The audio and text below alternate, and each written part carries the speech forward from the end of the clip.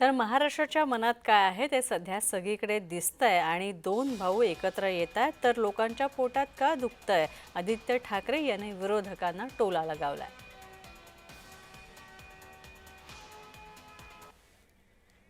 मला वाटतं महाराष्ट्राच्या जे मनात आहे ते दिसतंय सगळीकडे आणि साधारणपणे महाराष्ट्राच्या हितासाठी जर दोन भाऊ एकत्र येत असतील तर काही काही लोकांच्या पोटात दुखणं हे साहजिक आहे, पण ते ठीक आहे, ते वेगळा विषय आहे.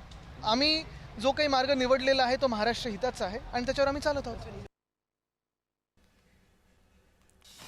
आपण पाहतोय आदित्य ठाकरे यांनी विरोधकांना टोला लगावलेला आहे.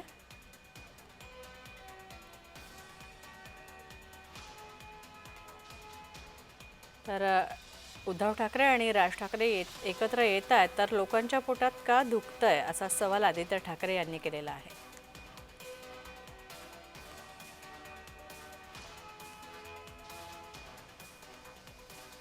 तर महाराष्ट्रामध्ये जर दोन भाऊ एकत्र येत असतील तर यामुळे विरोधकांच्या पोटात का दुखतंय, सत्ताधारी नेत्यांना का हे सगळं बोचतंय असा सवाल आदित्य ठाकरे यांनी विचारला.